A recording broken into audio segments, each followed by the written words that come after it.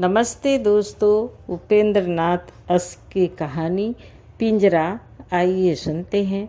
शांति ने उबकर कागज के टुकड़े टुकड़े कर दिए और उठकर अनमानी सी कमरे में घूमने लगी। उसका मन अस्वस्थ नहीं था। लिखते लिखते उसका ध्यान बट जाता था। केवल 4 पंक्तियां वो लिखना चाहती थी, पर वो जो कुछ लिखना चाहती थी उससे लिखा न जाता था। भाववेश में कुछ न कुछ लिख जाती थी।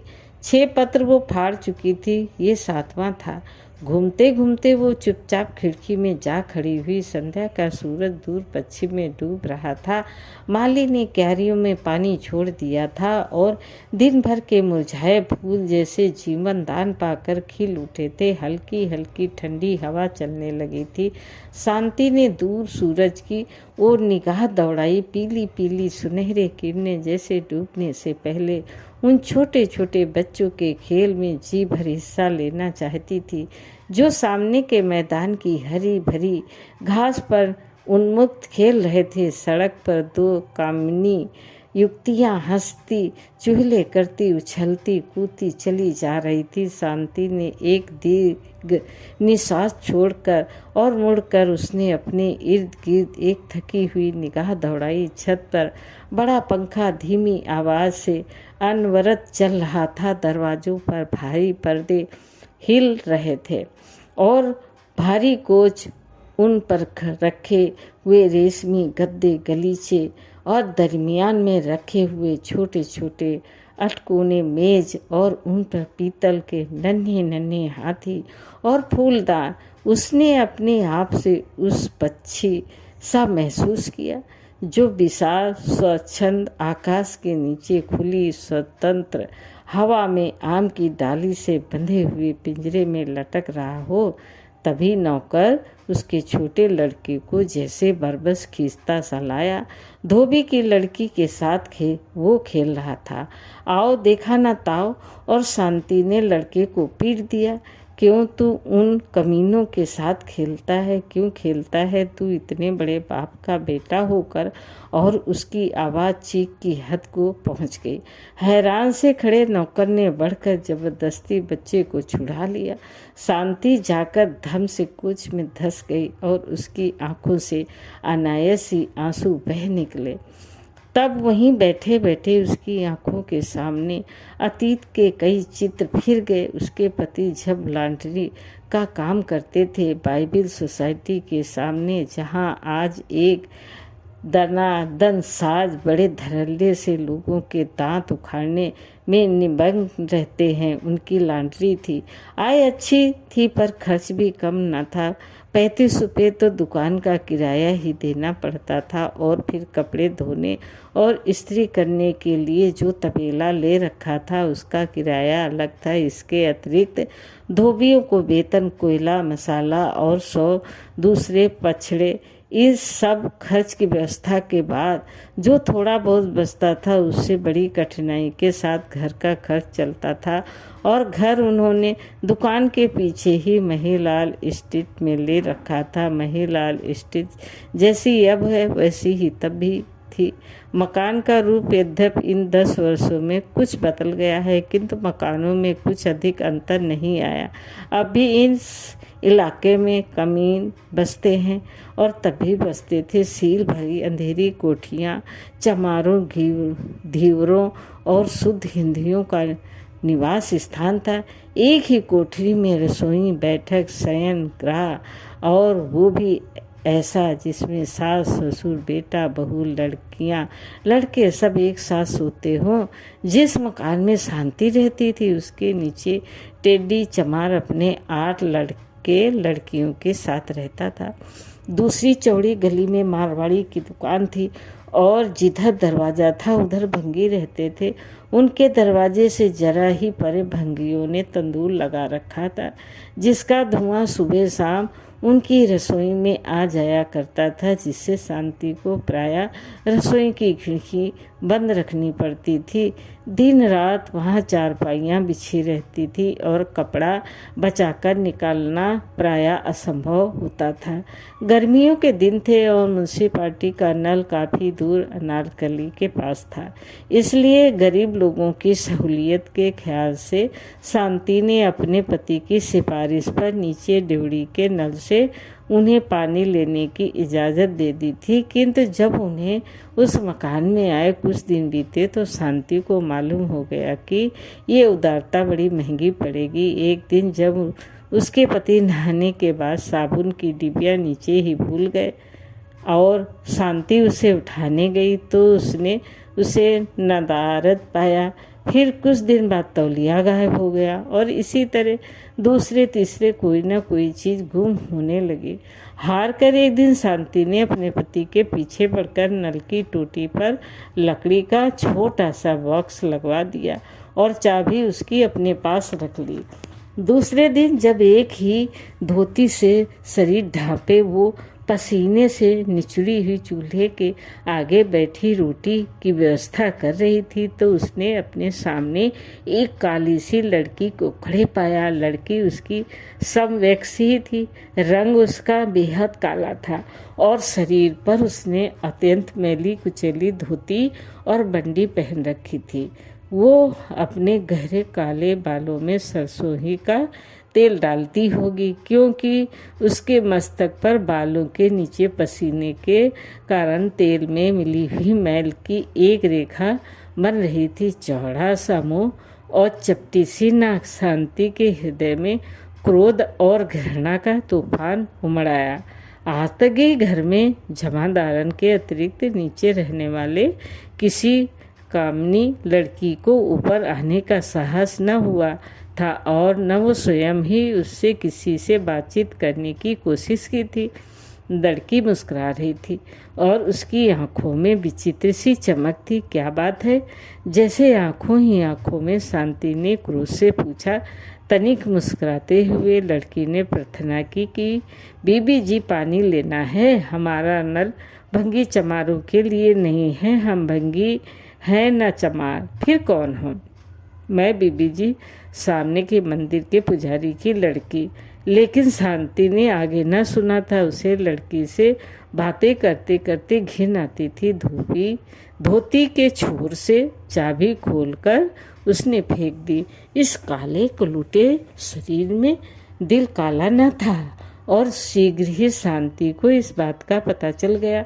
रोज ही पानी लेने के वक्त चाबी के लिए गोमती आती। गली में पूर्वियों का जो मंदिर था वो उसके पुजारी की लड़की थी। अमीरों के मंदिरों के पुजारी भी मोटरों से घूमते हैं। ये मंदिर था गरीब पूर्वियों का, जिसमें प्रायः सब चौकीदार, चपरासी, सहीसा अथवा मजूर दूर रहते थे। पुजारी का कुटुंब भी खुली गली के एक और भंगियों की चारपाइयों के सामने सोता था और जब रात को कोई तांगा उधर गुजरता तो प्रायः किसी न किसी की चारपाई उसके साथ घिसटती हुई चली जाती। मंदिर में कुआं भी था, पर जब से इधर नल आया उस पर डोल और रस्सी कभी ही रही और फिर जब समीप ही किसी के ड्योढ़ी के नल से पानी मिल जाए तो कुएं पर बाजू तोड़ने की क्या ज़रूरत है। इसलिए गोमती पानी लेने और कुछ पानी लेने के बहाने बातें करने रोज ही सुबह शाम आ जाती। बटलोही नल के नीचे रखकर उसमें सदैव पान के कुछ पत्ते तैरते रहते। वो ऊपर चली आती और फिर बातों बातों में भूल जाती वो कि पानी लेने आई है और उस समय तक न उठती जब तक उसकी बुढ़िया दादी गले में अपनी चारपाई पर बैठी हुई चीख चीख कर गालियाँ देती हुई उसे न पुकारती। इसका ये मतलब नहीं कि वो बीच में शांति और गोमती से मित्रता हो गई थी। हाँ, इतना अवश्य हुआ कि शांति जब रसोई में खाना बनाती अथवा अंदर कमरे में बैठी कपड़े सीती तो उसको गोमती का सीढ़ियों पर बैठकर बातें करते रहना बुरा नहीं लगता था। कई तरह की बातें होती, मोहल्ले के भंगियों की बातें, चमारों के घरेलू झगड़ों की बातें और फिर कुछ गोमती की निजी बातें। इस बीच में शांति को मालूम हो गया कि गोमती का विवाह हुए वर्षों बीत चुके हैं, पर उसके अपने पति की सूरत नहीं देखी बेकार है, इसलिए ना वो उसे लेने आता है ना उसके पिता उसे उसके पास साथ भेजते हैं। कई बार छेड़ने की गर्ज से या कई बार मात्र आनंद लेने की गर्ज से ही शांति उससे उसके पति के संबंध में और उसके अपने मनोभाव के संबंध में प्रश्न पूछती। उत्तर देते समय गोमती शर्मा जाती थी, किंतु इतना सब होते हुए भी उसकी जगह वही सीढ़ियों में ही बनी रही। फिर किस प्रकार पुजारी की एक काली कलूटी लड़की वहाँ से उठकर उसके इतने समीप आ गई कि शांति ने एक बार अनायासी आलिंगन में लेकर कह दिया, आज से तुम मेरी बहन गोमती। वो सब आज भी शांति को स्मरण था। सर्दियों की रात थी और अनारकली में सब वो धुआं धुआं हो रहा था। ऐसा प्रतीत होता था कि जैसे लाहौर के समस्त तंदूर, होटलों, घरों और कारखानों से सारे दिन उठने वाले धुएं ने सांझ होते ही इकट्ठे होकर अनारकली पर आक्रमण कर दिया हो। शांति अपने नन्हे को कंधे से लगाए हाथों में कुछ हल्के फुल्के लिफाफे थामे क्रय विक्रय करके चली आ रही थी।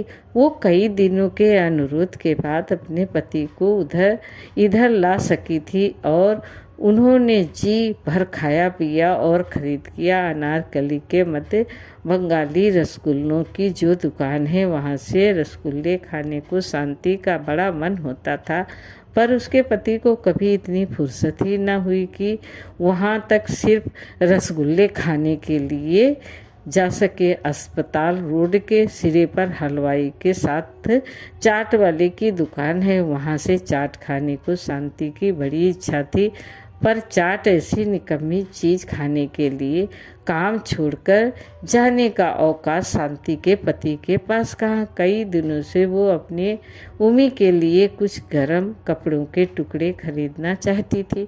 सर्दी बढ़ रही थी और उसके पास एक भी कोट न था। फिर गर्म कपड़ा न सही, वो चाहती थी कि कुछ ऊन ही मोल ले ली जाए ताकि नन्हे का स्वेटर बुन दिया जाए, पर उसके पति हूँ हाँ करके टाल जाते थे। किंतु उस दिन वो निरंतर महीने भर तक अनुरोध करने के बाद उन्हें अपने साथ अनारकली ले जाने में सफल हुई थी और उस दिन उन्होंने जी भर बंगाली के रसगुल्ले और चाट वाली की चटपटी चाट खाई थी। बलिक घलुए के में मोहन के पकौड़े और मटर वाले आलूओं के स्वाद भी चखे थे। फिर उमी के लिए कपड़ा भी खरीदा था और ऊन भी मोल ले ली थी और 2 आने दर्जन ब्लेडों वाली गुड बोग की डिबिया तक, एक कोलगेट साबुन की 2 आने वाली टिकिया उसके पति ने भी खरीदी थी। कई दिनों से उन्हीं पुराने ब्लेडों को शीशे के ग्लास में तेज करके नहाने वाले साबुन से ही हजामत बनाते आ रहे थे और उस दिन शांति ने ये सब खरीदने के लिए उन्हें विवश कर दिया था और दोनों जने ये सब खरीदारी खर्च करने के आनंद की अनुभूति से पुलकित चले आ रहे थे। दिसंबर का महीना था और सूखा जाड़ा पड़ रहा था। शांति ने अपने सस्ते पर गर्म शाल को नन्हे के गिर्द और अच्छी तरह लपेटते हुए अचानक कहा, निगोड़ा सूखा जाड़ा पड़ रहा है, सुनती हूँ नगर में बीमारी फैल रही है। पर उसके पति चुपचाप धुएं के कारण कड़वी हो जाने वाली अपनी आंखों को रुमाल से मलते चले आ रहे थे। शांति ने फिर कहा, हमारी अपनी गली में कई लोग बीमार हो गए हैं। परसों टेडी चमार का लड़का निमोनिया से मर गया।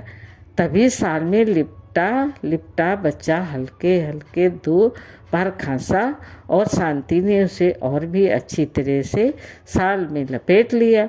उसकी बात को सुनी अनसुनी करके उसके पति ने कहा, आज बेहद बद परहेजी की है, पेट में सख्त गड़बड़ी हो रही है।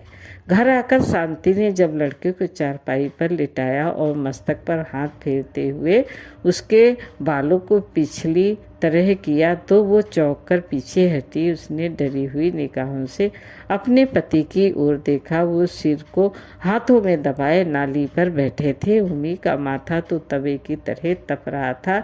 उसने बड़ी कठिनाई से गले को अचानक अवरुद्ध कर देने वाली किसी चीज़ को बरबस रोककर कहा, लेकिन उसके पति को कहे हुई।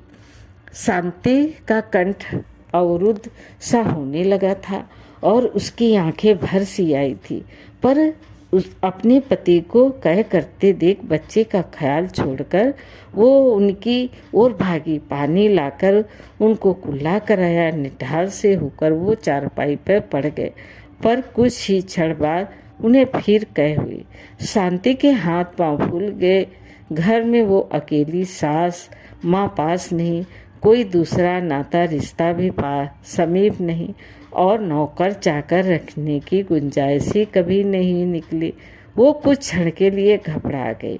एक उड़ी उड़ी सी दृष्टि उसने अपने जार से तपते हुए बच्चे और बदहजमी से निढाल पति पर डाली। अचानक उसे गोमती का ख्याल आया। शांति अकेली कभी गली में नहीं उतरी थी, पर सब संकोच छोड़कर वो भागी भागी नीचे गई। अपनी कोठरी के बाहर गली की ओर मात्र ईंटों के छोटे से पर्दे की ओट से बनी हुई रसोई घर में बैठी गोमती रोटी बेल रही थी और चूल्हे की आग से उसका काला मुख चमक सा रहा था। शांति ने देखा उसका बड़ा भाई अभी खाना खाकर उठा है, तब आगे बढ़कर उसने इशारे से गोमती को बुलवाया। तवे को नीचे उतारा और लकड़ी को बाहर खींचकर गोमती उसी तरह भागी आई। तब विनती भाव से संक्षेप में शांति ने अपने पति तथा बच्चे की हालत का उल्लेख किया और फिर प्रार्थना की कि वो अपने भाई से कहकर तत्काल किसी डॉक्टर को बुला दे। उनकी लॉन्ड्री के पास ही जिस डॉक्टर की दुकान है, वो सुना है पास ही लाजपत रोड पर रहता है। यदि वो आ जाए तो बहुत ही अच्छा हो। और फिर साड़ी के छोर से 5 रुपये का एक नोट खोला। शांति ने गोमती के हाथ में रख दिया कि फीस पहले ही क्यों न देनी पड़े, पर डॉक्टर को ले अवश्य आए। और फिर चलते चलते उसने ये भी प्रार्थना की कि रोटी पकाकर संभव हो तो तुम ही जरा आ जाना उम्मी। शांति का गला भर आया। गोमती ने कहा था, आप घबराइए नहीं, मैं अभी भाई को भेज देती हूँ। और मैं भी अभी आई। और ये कहकर वो भागती सी चली गई थी। शांति वापस मुड़ी तो सीढ़ियाँ चढ़ते चढ़ते उसने महसूस किया कि शंका और भय से उसके पाँव काँप रहे हैं और उसका दिल धक धक कर रहा है। ऊपर जाकर उसने देखा उसके पति ऊपर से उतर रहे हैं। हाथ में उनके खाली लोटा है। चेहरा पहले से भी पीला हो गया है और माथे पर पसीना छूट गया है। शांति के उड़े हुए चेहरे को देखकर उन्होंने हंसने का प्रयत्न करते हुए कहा, घबराओ नहीं, सर्दियों में हैजा नहीं होता। शांति ने रोते हुए कहा, आप ऊपर क्यों गए? यही नाली पर बैठ जाते। किंतु जब पति ने नाली की ओर और फिर चारपाई पर पड़े हुए बीमार बच्चे की ओर इशारा किया तो शांति चुप हो गई। उसने पहले सहारा देकर पति को बिस्तर पर लिटाया, फिर नाली पर पानी गिराया, फिर दूसरे कमरे में बिस्तर बिछाया, बच्चे को उस पर लिटाई। तभी गोमती आ गई। खाना तो सब खा चुके थे। अपने हिस्से का आटा उठा, आग बुझा, वो भाग आई थी। शांति ने कहा, मैं उमी को उधर कमरे में लिटाई हूँ, मुझे डर है उसे सर्दी लग गई है। सांस उसे और भी कठिनाई से आने लगी है और खांसी भी बढ़ गई है। निचली कोठरी में पड़े हुए पुराने लिहाफ से कपड़े ले लो और अंगीठी में कोयले डाल उसकी छाती पर जरा उससे सेक दो। इनके पेट में गड़बड़ है, मैं इधर इसका कुछ उपचार करती हूँ, कुछ नहीं तो गर्म पानी करके बोतल ही फेरती हूँ। गोमती ने कहा, इन्हें बीबी जी कोई हाजमे की चीज़ दे दो। हमारे घर तुमचे की अजवाइन है, मैं उसमें से कुछ लेती आई हूँ। जब तक डॉक्टर आए उससे ही जरा गर्म पानी में दे दो। बिना किसी तरह की हिचकिचाहट के शांति ने महली सी पुड़िया में बंधी काली सी अजवाइन ले ली थी और गोमती अंगीठी में कोयले डाल नीचे कपड़े लेने भाग गई थी। बाहर शाम बढ़ चली थी। वही कमरे के अंधेरे में बैठे बैठे शांति की आंखों के आगे चिंता और फिक्र के सब दिन रात फिर गए। उसके पति को हैजा तो न था, किंतु गैस्ट्रोएंटेराइटिस तीव्र किस्म का था। डॉक्टर के आने तक शांति ने गोमती के कहने पर उन्हें तुमचे की अजवाइन दे दी, प्याज भी सुंघाया था और गोमती अंगीठी उठाकर दूसरे कमरे में बच्चे की छाती पर सेक देने चली गई थी। डॉक्टर के आने पर मालूम हो गया कि उसे निमोनिया हो गया है और अत्यंत सावधानी की आवश्यक है। शांति अपने पति और अपने बच्चे दोनों की एक साथ कैसे तीमारदारी करती। उसने अपनी व्यवस्था से गोमती की ओर देखा, पर उसे ओठ हिलाने की जरूरत न पड़ती थी। बच्चे की सेवा शुश्रूषा का समस्त भार गोमती ने अपने कंधों पर ले लिया था। शांति को मालूम भी न हुआ था कि वो कब घर आती, कब घर वालों को खाना खिलाती या खाती या खिलाती, खाती भी है या नहीं। उसने तो जब देखा उसे छाया की भांति बच्चे के पास पाया। कई दिन तक एक ही जून खाकर गोमती ने बच्चे की तीमारदारी की थी।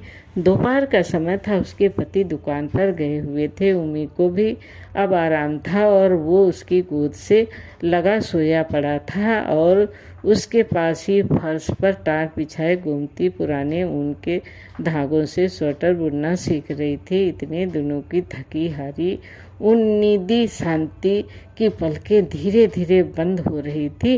वो उन्हें खोलती थी पर वे फिर बंद हो ही जाती थी।